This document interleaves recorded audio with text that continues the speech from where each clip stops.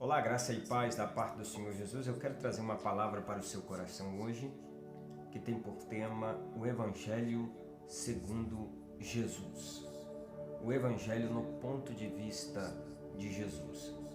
E o texto que eu quero usar para meditarmos nessa noite está escrito no Evangelho segundo escreveu Mateus, capítulo de número 16 e o versículo de número 24 a seguir.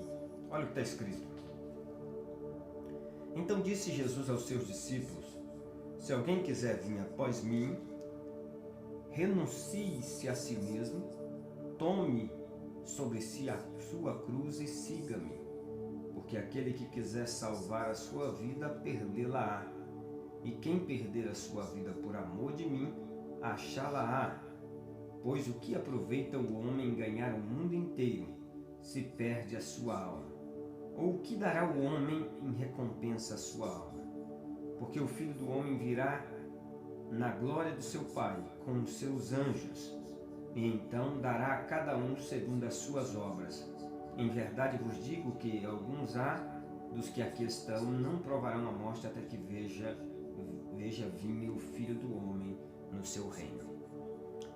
Bem, esse texto é muito conhecido por todos nós conhecemos esta passagem, mas eu gostaria de explicar o que de fato esta passagem está querendo dizer para nós. Quando a gente vai observar o contexto da palavra de Deus, você tem que observar e entender o que ele estava querendo dizer antes para poder então entrar nesse assunto, aonde ele diz: se alguém quiser vir após mim, negue-se a si mesmo, tome a sua cruz e me siga. Bem, no capítulo de número 16, existe uma parte da confissão de Pedro, onde Jesus e os seus discípulos estão em Cesareia de Filipos. E quando Jesus interroga os seus discípulos sobre quem as pessoas diziam que ele era, alguns diziam que ele era João Batista, outros diziam que era Elias, Jeremias, ou um outro profeta. Mas Jesus vai um pouco mais fundo nessa pergunta e pergunta para os discípulos: e vocês? Quem vocês dizem que eu sou? Pedro então responde dizendo o seguinte: tu és o Cristo, o Filho do Deus vivo. E sobre esta afirmação, Jesus disse que a sua igreja estaria sendo edificada e as portas do inferno não prevaleceria contra ela. É importante agora nós chegarmos no versículo de número 21, logo após esse acontecimento. No versículo de número 21, nos diz o texto: desde então Jesus começou a mostrar aos seus discípulos que convinha ir a Jerusalém, padecer muito dos anciões, dos principais da sinagoga, dos escribas, ser morto, ressuscitar ao terceiro dia. Jesus estava falando: olha, é preciso, nós temos que ir para Jerusalém. Lá em Jerusalém, eu vou padecer nas mãos dos escribas, vou padecer nas mãos dos principais, dos sacerdotes, vou ser morto, mas vou ressuscitar ao terceiro dia. Pedro então, tomando a palavra, e aqui é importante você entender, Pedro então tomando a parte, chamou Jesus no canto e repreendeu dizendo: Senhor, tem compaixão de ti, de modo nenhum isso vai acontecer com o Senhor. Ele, porém, voltando para Pedro, disse: para trás de mim, Satanás, que me serve de escândalo, porque não compreende as coisas que são de Deus, mas as que são dos homens. O versículo 23, que antecede o versículo de número 24, que é o texto que nós estamos usando para esta mensagem. O que Jesus estava querendo dizer no versículo 24, após o acontecimento do versículo 23, quando ele repreende Pedro, quando Pedro chama ele no canto e diz: isso não vai acontecer com o Senhor. Pedro estava baseando a vida cristã numa vida sem sofrimento. Pedro tinha acabado de dizer para Jesus que ele era o Cristo, Filho do Deus vivo, e como Filho de Deus ele não poderia de modo nenhum sofrer. Como Filho de Deus, de modo nenhum ele poderia passar por esse sofrimento de padecer nas mãos dos anciões, nas mãos dos principais sacerdotes, ser morto. De maneira nenhuma isso poderia acontecer com ele, porque ele era Filho de Deus, como Deus havia revelado para ele ali naquele momento.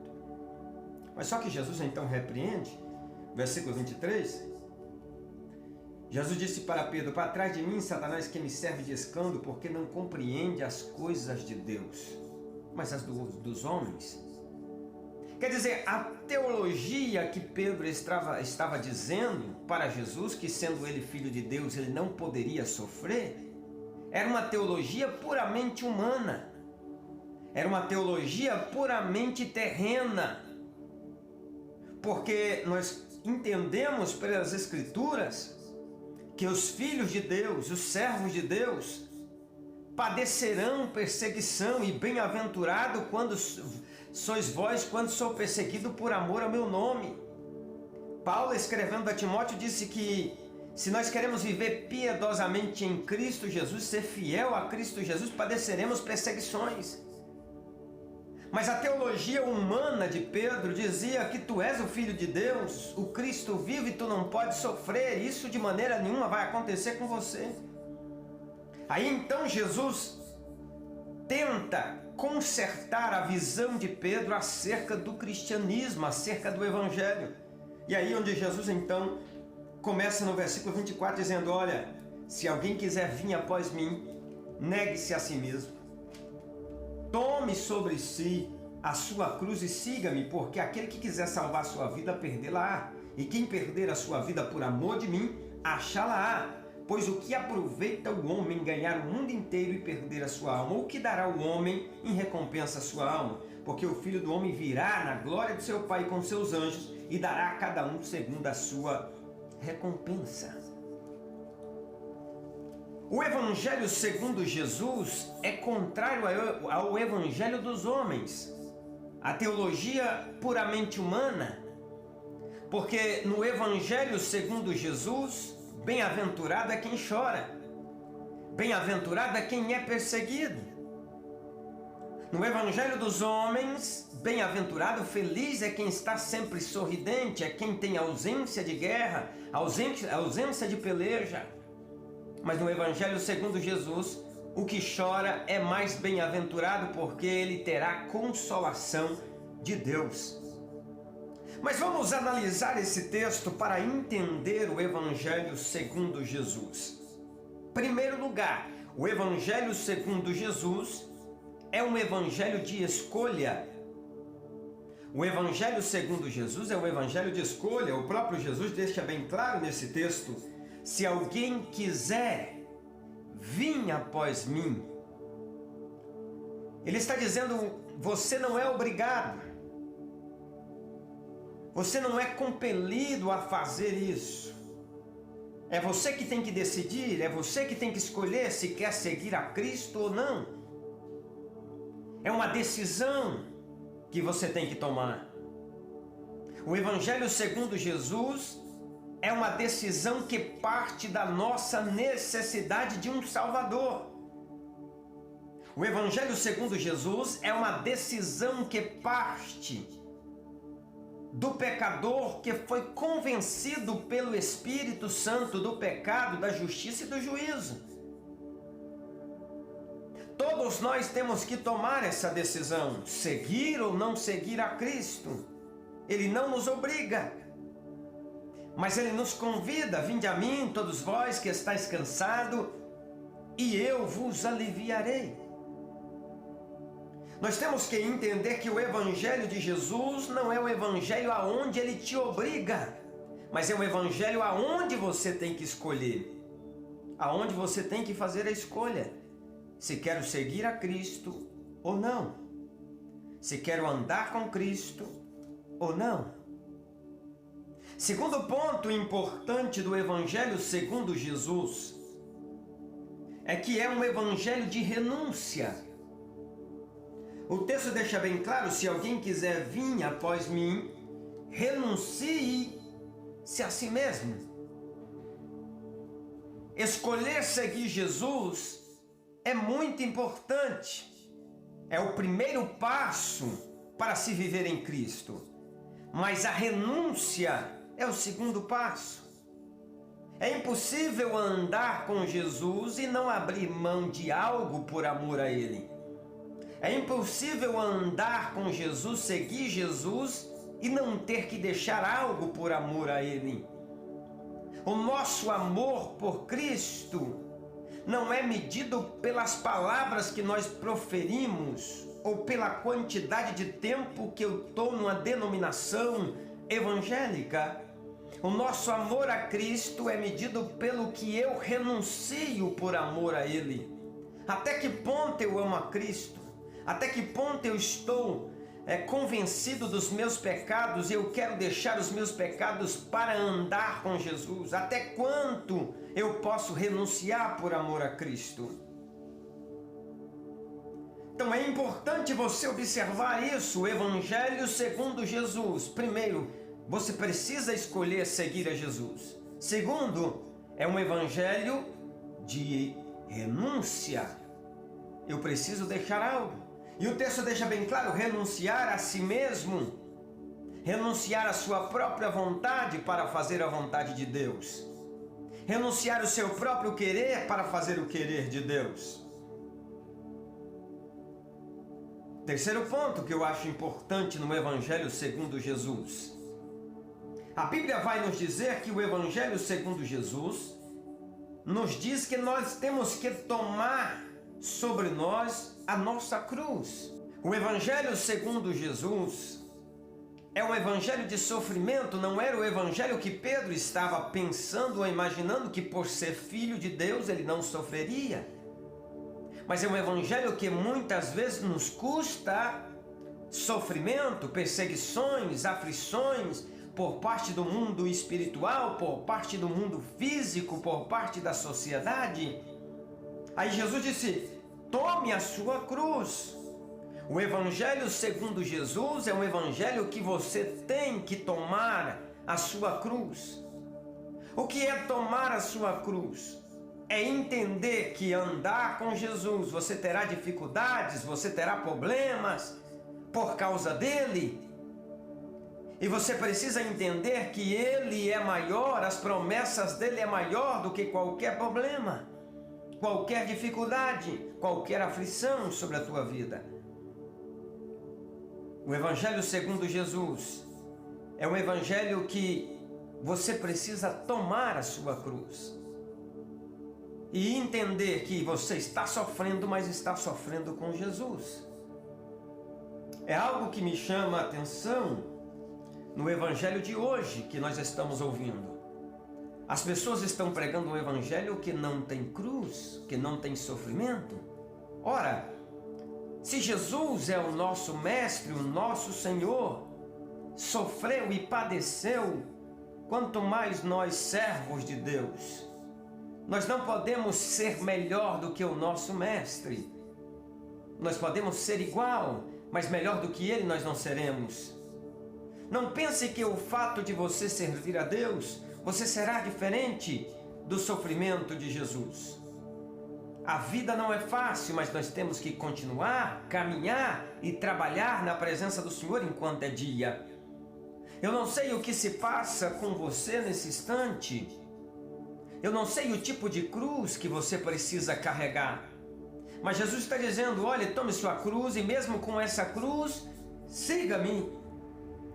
Tome a sua cruz e mesmo com essa dificuldade você não pode desistir de seguir a Cristo. Você não pode desistir do Evangelho. Você não pode parar por causa da dificuldade. Você não pode parar de prosseguir atrás de Cristo por causa dos problemas que você está vivendo. Mas você tem que continuar.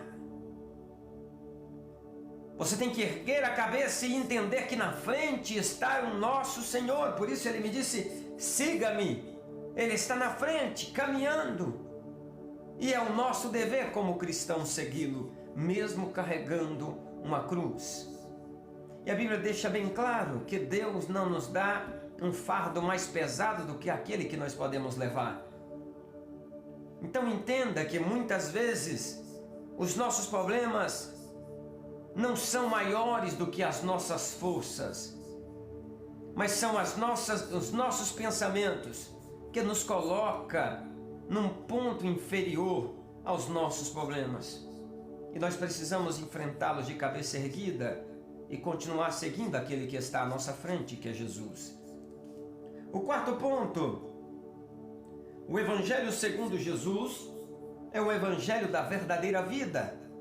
O texto deixa bem claro, versículo 25, aquele que quiser salvar a sua vida, perdê-la-á, e quem perder a sua vida por amor de mim, achá-la-á. Nós vivemos num mundo em que se busca uma liberdade sem regras, uma liberdade sem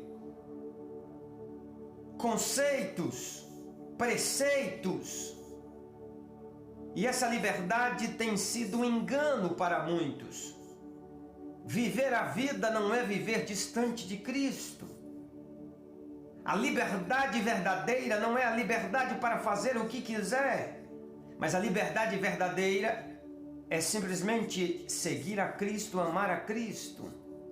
E o texto deixa bem claro, quem perder a sua vida, no conceito humano, perder, significa servir a Cristo com fidelidade. Quem perder a sua vida por amor de mim, achá-la-á.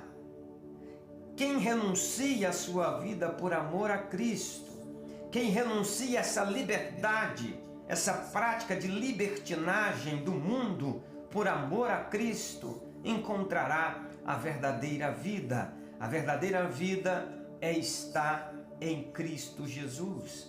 Jesus disse, eu sou o caminho, a verdade e a vida. Ele é o caminho e sem Ele nós estamos perdidos, porque não temos um caminho. Ele é a verdade, sem Ele nós estamos vivendo uma mentira. E Ele é a vida, sem Ele nós estamos apenas existindo e não vivendo, porque Ele disse que nos daria vida e vida com abundância. A verdadeira vida está em seguir a Cristo Jesus. Viver a vida, como alguns querem dizer aí, eu quero viver mais é a vida, mas querem viver longe de Cristo, não é a verdadeira vida. A verdadeira vida é andar com Jesus.